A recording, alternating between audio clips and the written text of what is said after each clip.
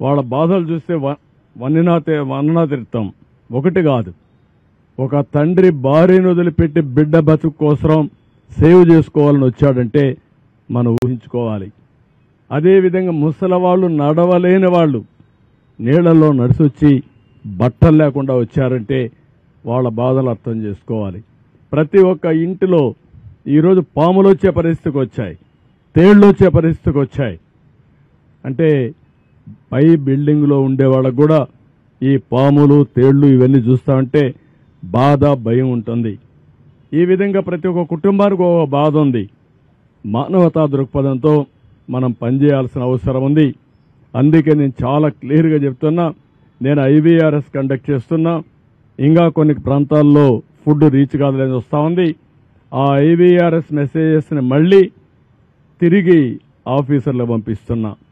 ఏ number నుంచి వచ్చిందో ఆ నెంబర్ కూడా పంపిస్తున్నా. నేను అందుకనే ప్రజలందరికీ అప్పీల్ చేస్తున్నా. నేను పంపించే ఐవీఆర్ఎస్ మీకోసరం పంపిస్తున్నా. మీరు ప్రాపర్గా సమాధానం చెప్పండి. ఇమ్మీడియట్గా మా ఆఫీసర్ని మీ ఇంటికి పంపించే బాధ్యత, మీకు టచ్లోకి వచ్చే బాధ్యత తీసుకుంటా. అదే సమయంలో ఏమాత్రం అవాస్తవాలు చెప్పొద్దండి, వాస్తవాలు చెప్పండి. ఇలాంటి ఒక విపత్కరమైన పరిస్థితిలో ఉండే మనమందరం ఆలోచించాల్సింది, ఎప్పటికప్పుడు మీరు సమాచారం నాకు ఇవ్వగలిగితే ఆ సమాచారాన్ని బేస్ చేసుకుని ఇమ్మీడియట్గా యాక్షన్ తీసుకుంటా. ఇంకా ఎక్కడికక్కడ నేను సర్ప్రైజ్ ఇన్స్పెక్షన్స్ కూడా వెళ్తున్నాను.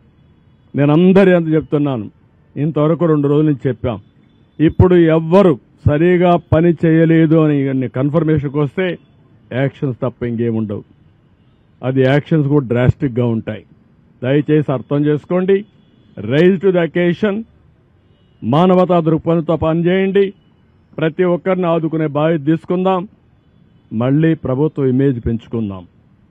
మనం ఉండేది ప్రజల కష్టాల్లో ఉన్నప్పుడు సర్వశక్తులు ఒడ్డి వాళ్ళకి సేవ చేయాల్సిన అవసరం ఉంది. మీనమేషాలు లెక్క చేయడం మాత్రం మంచిది కాదని మరొకసారి విజ్ఞప్తి చేస్తున్నా. రాత్రి ఎవ్రీడే రాత్రి 9 గంటలకు నేను రివ్యూ చేసుకుంటున్నాను. అంతవరకు ఎప్పటికప్పుడు రియల్ టైంలో ఇన్ఫర్మేషన్ పంపిస్తున్నాను కంట్రోల్ రూమ్ నుంచి. ఏదైనా అవసరమైతే ఎక్స్ట్రా ప్రొక్యూర్ చేయడానికి కూడా ఏమీ అనకాడం. Money is not the criteria. ఎట్టి పరిస్థితిలో ఇబ్బందులు లేకుండా వీళ్ళు చేయడం మా బాధ్యత. అది చేస్తాం. ఇది అవుతానే శానిటేషన్ మీద ఉంటాం. అదే మరి రీహాబిలిటేషన్ చేయాలి. ఈ 2-3 రోజుల్లో ఇవన్నీ కంప్లీట్ చేస్తాం. ప్రజలకు కూడా కోరుతున్నాం, సంయమనం పాటించండి. ఒక అర్ధ గంట ఆలస్యం అవుతుందని ఆవేశంగా వస్తే అది 4 గంటలు కావచ్చు, 5 గంటలు కావచ్చు, మొత్తం వ్యవస్థ కొలాప్స్ అయితే కయాస్ వచ్చే పరిస్థితి వస్తుంది. ఈ విషయం కూడా మీరు అర్థం చేసుకోమని కోరుతున్నా.